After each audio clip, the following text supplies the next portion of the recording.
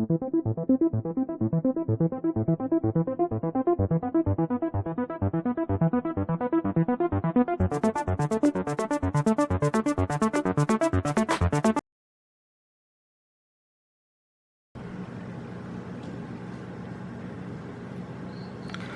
selamat datang kembali di channel Aquatronic Labs. Di video kali ini sambungan dari video sebelumnya lagi ya.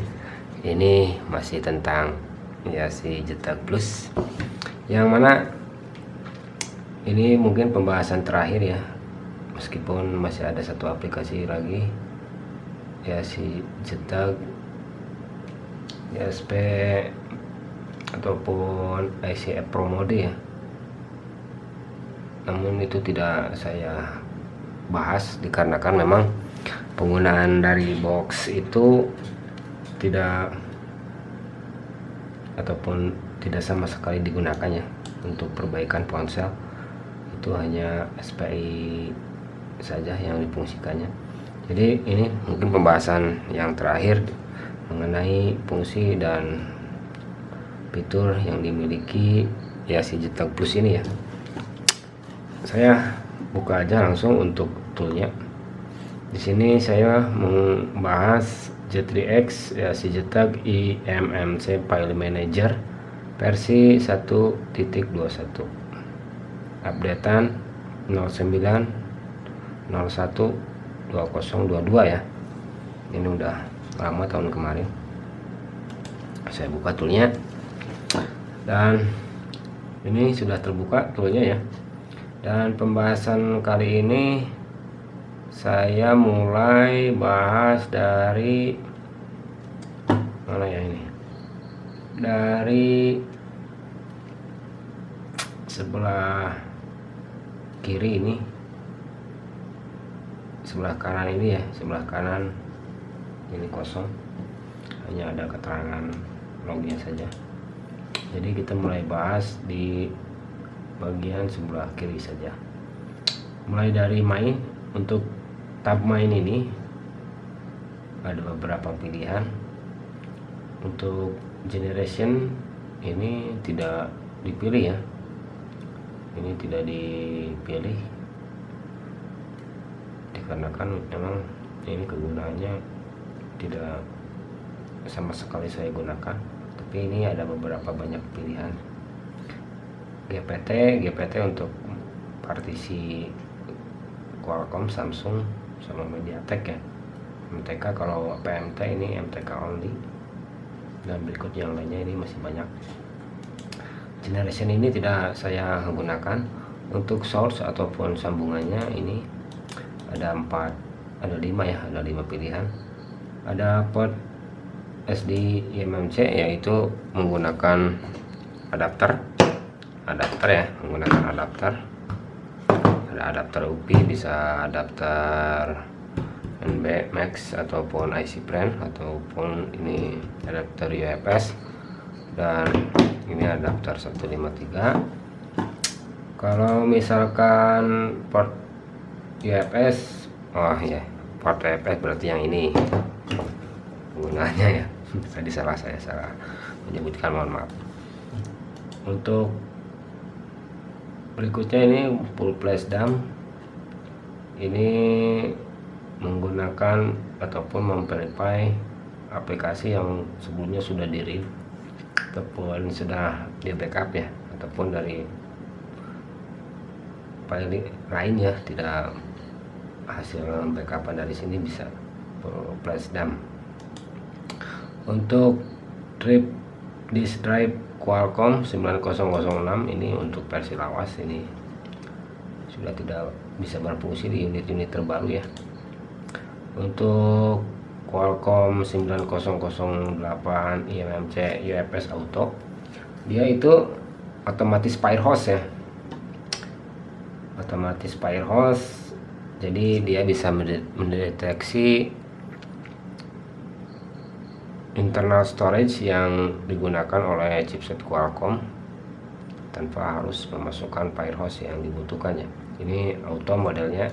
Kalau yang bawahnya lagi firehose manual, jadi harus memasukkan firehose secara manual. kalau misalkan tidak support di IPM ini ya, eMMC File Manager. Kenapa ini IPM ini ada beberapa beda sama eMMC Tool yang kemarin sempat saya bahas ya. Ini untuk identify chipset Qualcomm ada kekurangan. Kalau di eMMC Tool itu ada banyak untuk perangkat yang bisa diidentifikasi ya. Kalau yang di versi IPM ini ya hanya beberapa saja, tapi nggak jauh beda sih. Kalau dari segi fitur sih dari sini lebih simple ya, beda sama yang sebelumnya. Untuk tab bawahnya ini ada untuk menyalakan tampilan buat pilihan di EAC Jeta box interface. Ini kita harus merubah pilihan ke EAC Jeta port dulu ya, soalnya untuk portnya yang berfungsi bagian port ini.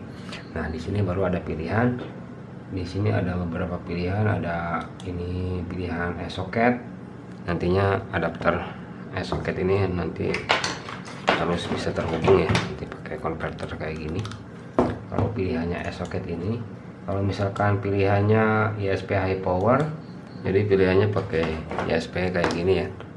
Nanti kita bisa setup voltase sama clocknya pilih yang mana saja lah, terserah.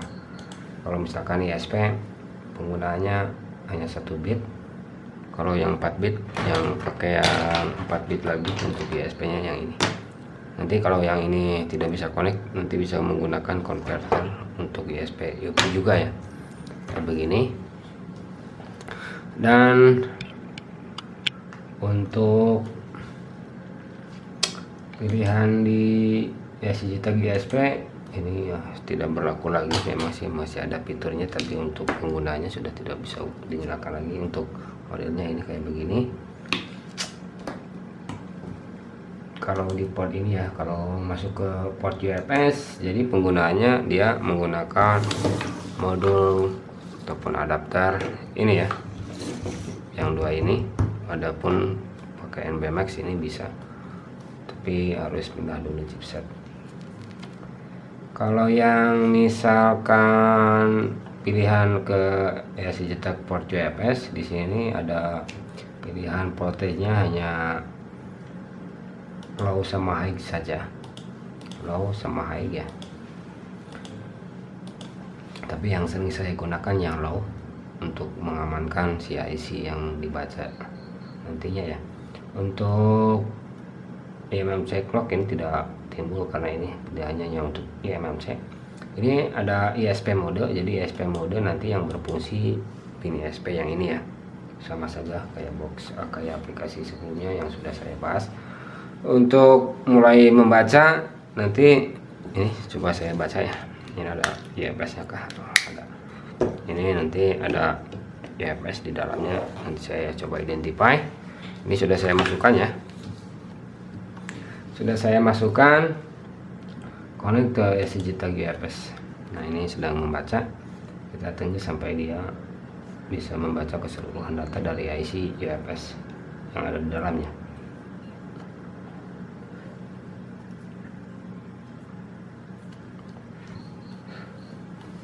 Dia sudah terbaca. Untuk detailnya kalau di bagian IPM ini ataupun eMMC File Manager semuanya detail lengkap ya, terbaca room, terbaca partisi, terbaca database ya, database nya terbaca semua, versi Androidnya juga terbaca semua. Nah ini sudah terbaca semua. Kalau untuk bagian save log ini akan menyimpan log yang ada di sini ya nantinya. Clear log akan membersihkan log yang ini. Kalau JTE DPU atau ideal ini mungkin untuk HP GTA ya. Kalau ini bagian tab restart app ini untuk merestart ulang aplikasi ini ya. Nah ini tab main sudah saya bahas. Lanjut ke browser. Ini tab browser ini bagian internal yang tadi sudah saya identify ya. Kita bisa membackup dari sini, misalnya membackup klik kanan ini akan bisa membackup RIP ataupun lead selection. Misalkan misal mau erase bisa di sini ya fungsinya.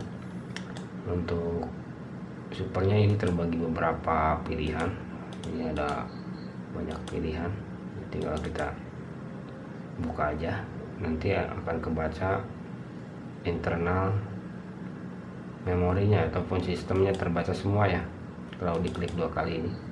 Nah ini isinya.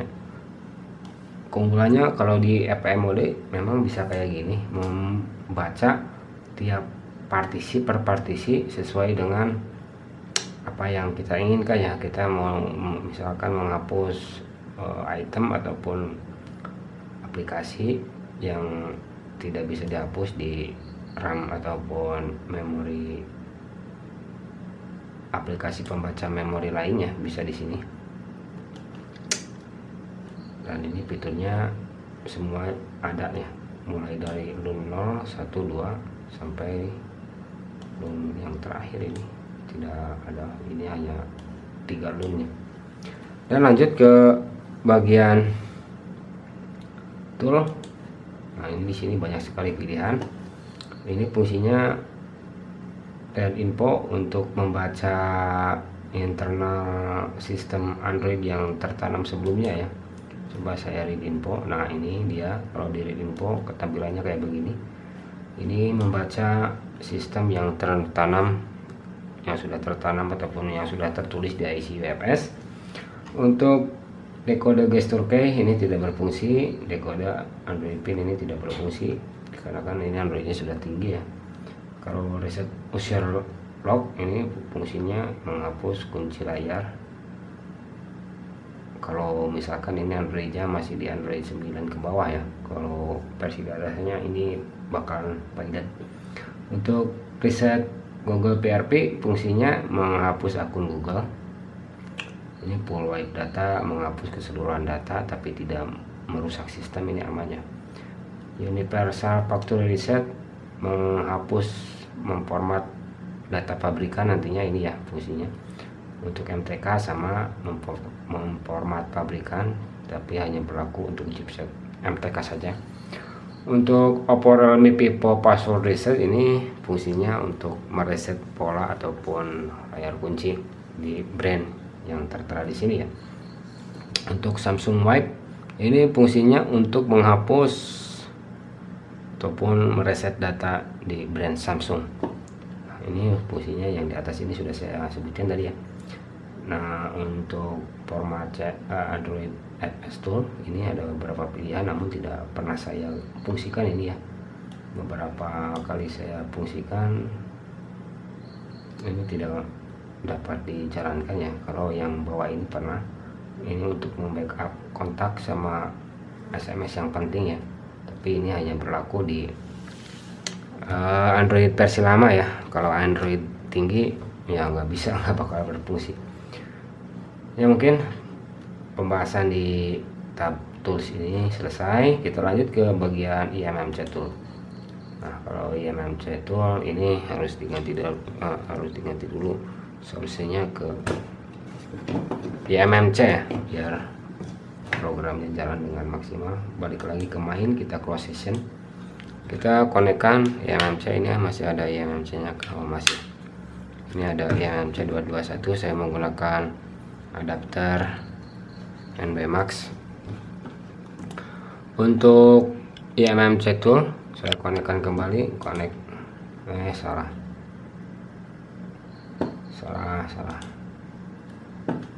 Kita alihkan dulu. Untuk source-nya kita ambil IMMC port, cetak portnya kita konekkan. Untuk IMMC clock-nya kita ambil yang tertinggi saja biar cepat. Untuk bitnya ambil 4 bit, untuk source-nya ambil socket biar kecepatannya bisa 8 bit ya. Untuk clock IMMC-nya ambil 42, dan ini sudah semua. IMMC voltage 2,8 volt. Connect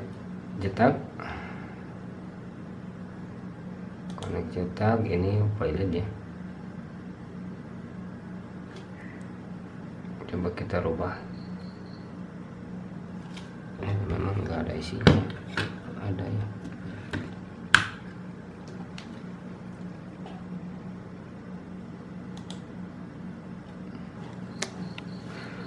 dia sudah terbuka kembali. Saya pilih source-nya eMMC SD card dan ini sudah tersetting ya. Ini saya set auto saja lah biar cepat. Ini saya tes ke 42 MHz dan dia sudah mulai membaca, dan sekarang sudah bisa membaca ya. Tadi ada mungkin ada crash atau gimana ya, dan eMMC sudah terbaca semua. Kita tadi berhenti di tools eMMC tools ya, read eMMC info. Nah ini keterangan eMMC nya, dia brandnya Samsung dan jenis nama eMMC nya RP64AB ini ya. Untuk lifetime nya ini terbaca normal, lifetime musim SLC MLC ya, depth ini masih kondisi sehat. Dan untuk internal storage nya ini dia menggunakan 64 GB. Kalau di UP ini berarti user area ya. Kalau di Zeta Plus namanya ROM 1, ROM 2, ROM 3 4 KB, dan RPMB size nya ini 16 MB. Dan untuk eMMC firmware versionnya ini 5,1. Untuk detailnya ini sangat detail ya kalau di sini. Kalau di RPM, kalau masuk lagi ke eMMC RW test, random write test ya, kita lihat fungsinya. Ini untuk mengecek kesehatan eMMC saat menulis ataupun membaca ya, menulis kecepatan. Dan ini keterangannya status blok ini. Kalau misalkan ada yang error, ini akan ada keterangan merah-merah ya.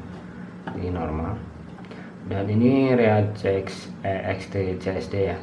Ini untuk membaca konfigurasi eMMC, dan set boot config yang bawahnya lagi ini untuk menyeting buat mana yang digunakan ya, tergantung CPU-nya itu. Kalau misalkan MTK ya buat 1, kalau misalkan Qualcomm ya user area. Untuk eMMC Universal Factory Reset ini memformat isi dalaman eMMC ini ya.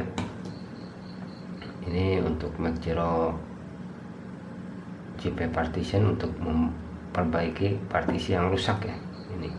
Ini berarti sudah eMMC tool masuk ke file tools. Nah ini bagian unpacking ya semuanya. Ini ada pack file. Ini pack file ini gunanya untuk memecah file bin. Unpack spares ini yang saya tidak mengerti ini. Unpack spares ini buat apa ya? Nanti saya kembangkan lagi.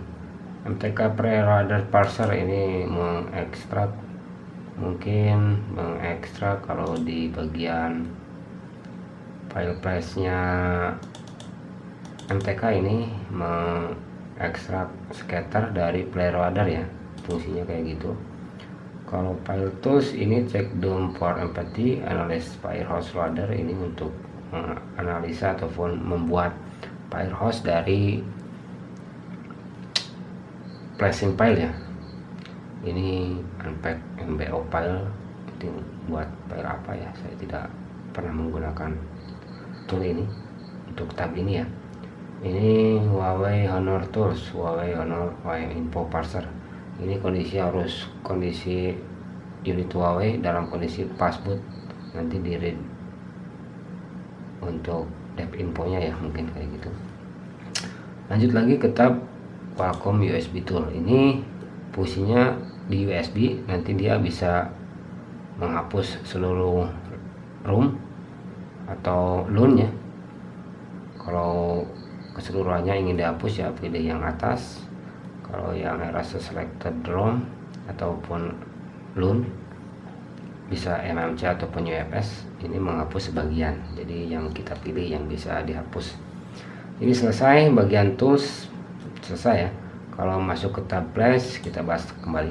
Nah ini di sini kalau misalkan mau flashing factory image, ini kan sudah diidentify ya tadi ya. Jadi kita tinggal pilih folder yang ini saja, directory ataupun folder yang berisi file flash. Saya ambil file yang sudah saya ekstrak sebelumnya ya. Ini saya pilih ambil Redmi 7. Nah, ini partisinya ini berbaris angka sejajar ya, tidak menurut huruf, ini berdasarkan angka partisi. Semuanya ada 62 partisi. Nah, dan kita bisa pilih partisi mana yang akan kita tulis, partisi mana yang tidak akan kita tulis. Ini bisa dipilih satu persatu ya. Nah, di sini proses flashing ke MMC langsung maupun via USB langsung bisa kalau di sini ya. Nantinya kalau mau ke USB langsung tinggal balik ke main lagi, tinggal kita close session, pilih source-nya, pindahkan ke ideal mode, karena untuk ya si cetak gini hanya support untuk ideal mode, tidak bisa untuk MTK port preloader ya, nggak bisa. Lanjut ke bawah, bagian bawah ini ada erase before flashing, menghapus sebelum kita menulis. Nantinya sebelum ditulis ini dia akan menghapus sendiri partisi yang sudah tertulis sebelumnya. Ini ada full erase big partition, tapi ini jangan diceklis ya, karena ini prosesnya akan lebih lama dari yang kita bayangkan, karena memang proses mulai cetak gini kekurangannya dia lama, pengerjaannya lama ya. Tapi untuk fiturnya ini sangat melimpah, karena saking melimpahnya jadi saya bingung juga karena terlalu kebanyakan. Untuk verify write erase data, ini verifikasi write menulis ataupun menghapus data ya. Untuk erase Google PRP, menghapus akun Google setelah dia ditulis, dan repartition untuk merepartisi ulang. Tinggal klik flash kalau semua sudah ditentukan, dan stop untuk memberhentikan ini ya tanya.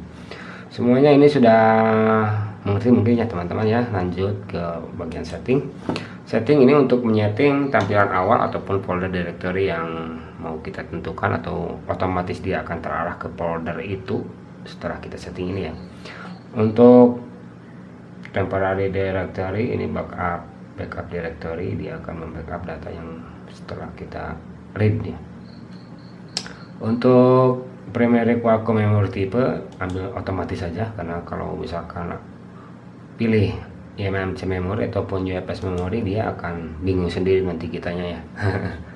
Untuk Qualcomm erase metode pilih default aja. Ada ini pilihan for pipo ya. Ini saya defaultkan aja.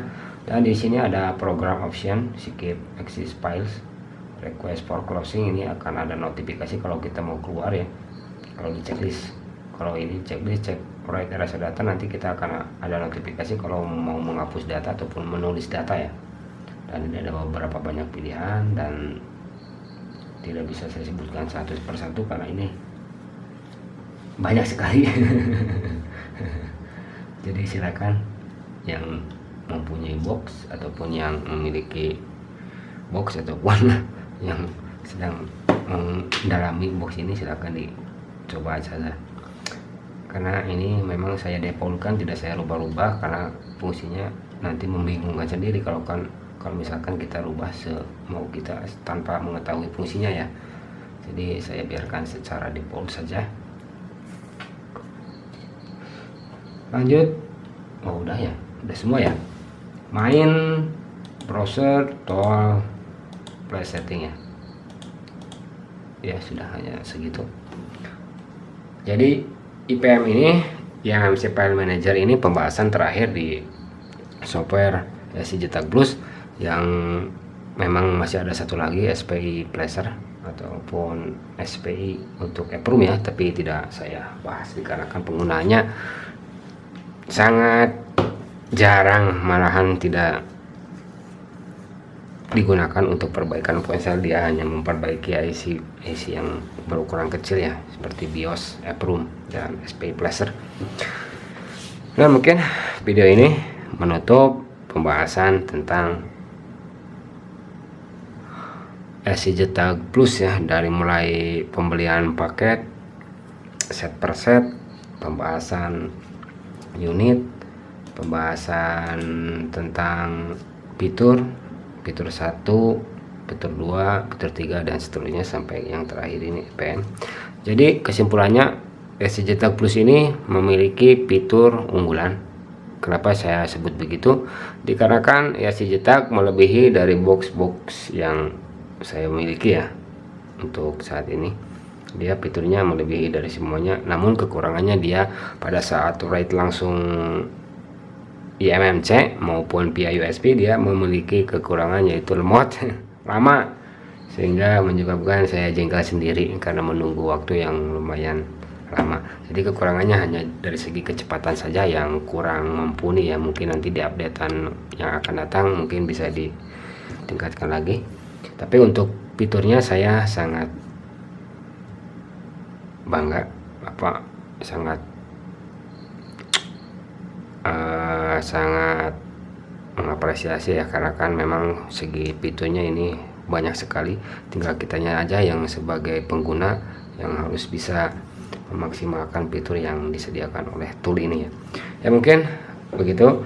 Bila ada salah bahasa ataupun salah memperagakan di video ini, silakan koreksi di kolom komentar. Video ini saya akhiri dengan pembahasan keseluruhan fitur di AC Jetak Plus ini selesai. Mungkin di video berikutnya saya akan membongkar ataupun membahas box-box yang masih berhubungan tentang perbaikan ponsel. Mungkin begitu. Bila ada salah pengerjaan bukan pekerjaannya, bila salah pengerjaan maupun salah kata di video ini, silahkan koreksi di kolom komentar. Sekian dan terima kasih.